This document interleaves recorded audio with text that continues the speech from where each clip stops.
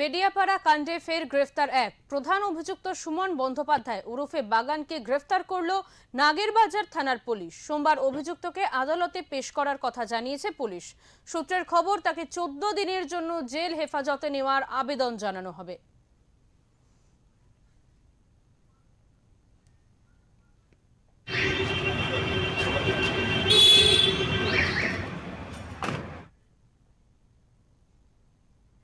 আমরা বিষয়ে কথা বলে নেব। আমাদের সঙ্গে রয়েছেন আমাদের প্রতিনিধি মানস চৌধুরী। মানস, তোমার কাছ থেকে জানতে চাইবো ঘটনাটা ঠিক কি ঘটেছিল এবং এই বিষয়ে তোমার কাছে এই মুহূর্তে ঠিক কি আপডেট রয়েছে, তুমি আমাদের জানাও বিস্তারিত। জানাই গত সপ্তাহে অর্থাৎ বৃহস্পতিবার ভোর রাতে কালী পুজোর ভাসানের পর কিন্তু বেদিয়াপাড়া তারকনাথ যে কলোনি, সেই কলোনিতে রঞ্জিত কর্মকার নামে এক ব্যক্তি একটা আক্রান্ত হয়। তিন বন্ধুর মধ্যে বকসার পরে কিন্তু একটা ভয়ঙ্কর রূপ নেয়। সেখানে তার অভিযোগ যেটা আসছে, তার গায়ে পেট্রোল ঢালা হয় এবং সেখানে তিনি অগ্নিদগ্ধ হয় এবং তাকে কিন্তু আরজিকর হসপিটালে ভর্তি করা হয়েছে এবং সেখানে তিনি চিকিৎসাধীন রয়েছেন। তবে প্রথম দিকে যে অবস্থা ছিল তার থেকে কিন্তু অনেকটাই সুস্থ, পারিবারিক সূত্রে আমরা যেটা জানতে পারছি।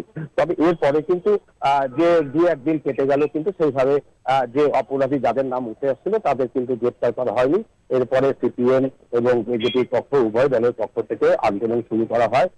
সিপিএম থেকে বেদিয়াপাড়াতে অঞ্চল থেকে ঘটনাটি ঘটে, তারা কিন্তু র্যালি করে এবং অপরদিকে বিজেপির পক্ষ থেকে বিজেপির আধিকারিকরা তারা নাগেরবাজার থানা ঘেরাও করে এবং নাগেরবাজার থানা যে পুলিশ আধিকারিক আছে তাদেরকে ডেপুটেশন দেয় এবং তারা দাবি করে অবিলম্বে কিন্তু যত দ্রুত সম্ভব দোষীদের ধরে দৃষ্টান্তমূলক শাস্তি দিতে হবে। এবং গতকালই কিন্তু একজনকে, তোমাকে জানাই, গতকালই কিন্তু একজনকে গ্রেফতার করা হয়েছিল।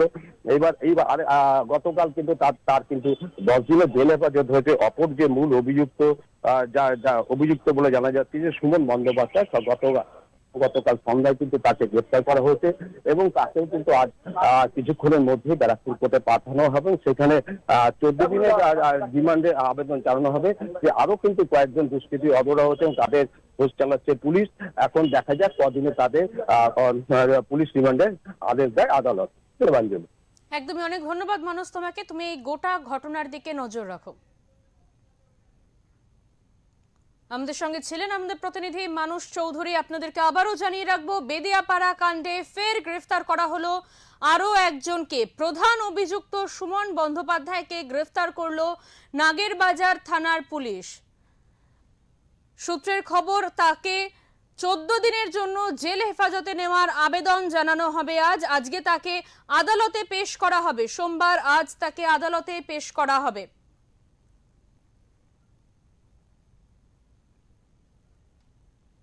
বেদিয়াপাড়া কাণ্ডে ফের গ্রেফতার এক প্রধান অভিযুক্ত সুমন বন্দ্যোপাধ্যায় ওরফে বাগানকে গ্রেফতার করলো নাগেরবাজার থানার পুলিশ। সোমবার অভিযুক্তকে আদালতে পেশ করার কথা জানিয়েছে পুলিশ। 14 দিনের জন্য জেল হেফাজতে নেওয়ার আবেদন জানানো হবে আজ।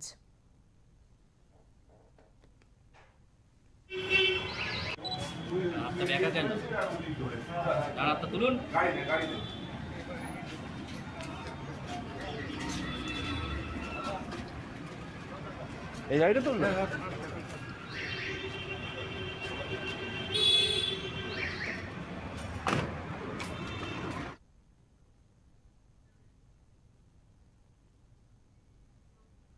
আমরা এই বিষয়ে কথা বলে নেব। আমাদের সঙ্গে রয়েছেন আমাদের আরেকজন প্রতিনিধি শান্তনু বন্দ্যোপাধ্যায়। শান্তনু, তোমার কাছ থেকে জানতে চাইবো, এই যে একটা বর্বরচিত ঘটনা, এত নৃশংস একটা ঘটনা, যে ঘটনা আমাদের এখন বলা যেতে পারে খবরের একটি মুখ্য খবর বলা যেতে পারে, সেখানে দাঁড়িয়ে রাজনৈতিক চাপানুতোর ঠিক কোথায় দাঁড়িয়ে রয়েছে, কি বলছেন তারা? হ্যাঁ, দেখো, যে ঘটনা আমরা গত কদিন ধরে চোখ রাখছি, সেই ঘটনায় নাগেরবাজার থানা গতকাল রাতের দিকে একটা উল্লেখযোগ্য সাফল্য পেয়েছে এবং যে প্রধান অভিযুক্ত সেই সুমন বন্দ্যোপাধ্যায় ওরফে বাগান গ্রেপ্তার হয়েছে। কিছুক্ষণ আগে তাকে তার স্বাস্থ্য পরীক্ষা করানো হলো, তাকে মেডিকেল করিয়ে নেওয়া হলো এবং আর ঘন্টাখানেকের মধ্যে তাকে আদালতে পাঠানো হবে। এবং তুমি যেমন বললে যে 14 দিনের জন্য পুলিশ হেফাজতে তাকে নেওয়ার আবেদন রাখা হবে এবং সেখানে বসিয়ে তাকে জেরা করা হবে, তার থেকে জানার চেষ্টা হবে যে এর পেছনে কি কারণ আছে। এবং এখানেই তখনই যে প্রশ্নটা উঠে আসছে যে পেছনে কি কারণ আছে, এবং সেখানে অবশ্যই রাজনৈতিক কারণ যুক্ত আছে বলে বিভিন্ন মহল থেকে পাল্টা অভিযোগ উঠে আসছে। একদিকে যেমন তৃণমূলের অন্তর্দ্বন্দ্বের একটা তত্ত্ব উঠে আসছে, যেটা কিন্তু স্বয়ং যিনি আক্রান্ত ব্যক্তি সেই রঞ্জিত কর্মকারের স্ত্রী রুবি কর্মকার তিনি নিজের মুখে জানিয়েছেন যে তৃণমূলের গোষ্ঠীদ্বন্দ্বের কারণেই এই ঘটনা ঘটেছে, এবং রঞ্জিত কর্মকার নিজেও তৃণমূলের কর্মী ছিলেন, এবং স্থানীয় যে কাউন্সিলর মিন্ময় দাস, পরিবারের অভিযোগের আঙ্গুল কিন্তু সরাসরি সেই স্থানীয় কাউন্সিলর মিন্ময় দাসের দিকে, এবং মিন্ময় দাস ঘটনাটিকে খুব লঘু করে দেওয়ার চেষ্টা করেছিলেন প্রাথমিকভাবে, এবং সেখানেও প্রশ্ন উঠছে যে পুলিশি তদন্ত শুরু হওয়ার আগেই কি করে কাউন্সিলর এরকম বলে দেন যে সিগারেটের আগুন থেকে দুজনে গল্প করতে করতে এরকম একটা ভয়ঙ্কর ঘটনা ঘটে গেল।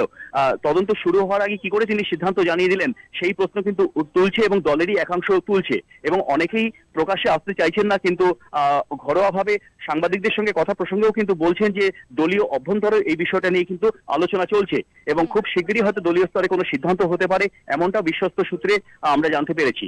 পাশাপাশি বিজেপি এবং সিপিএম তারাও কিন্তু আসরে নেমে পড়েছে, এবং আক্রান্ত ব্যক্তি যে রঞ্জিত কর্মকার তার স্ত্রী রুবি কর্মকার তিনি কিন্তু একসময় সিপিএম কর্মী ছিলেন।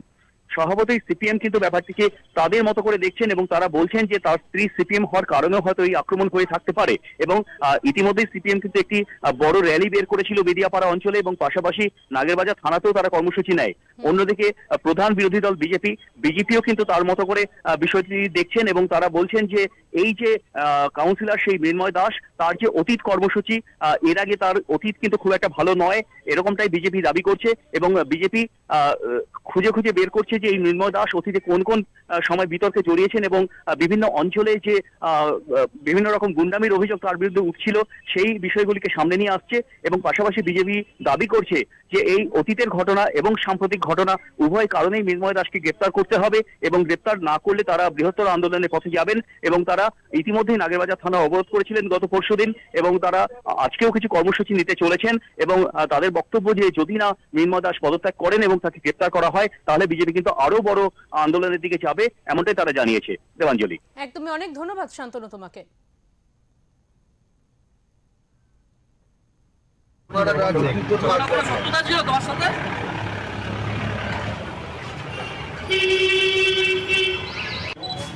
আপনার ব্যাগ আছেন, আপনার তুলুন।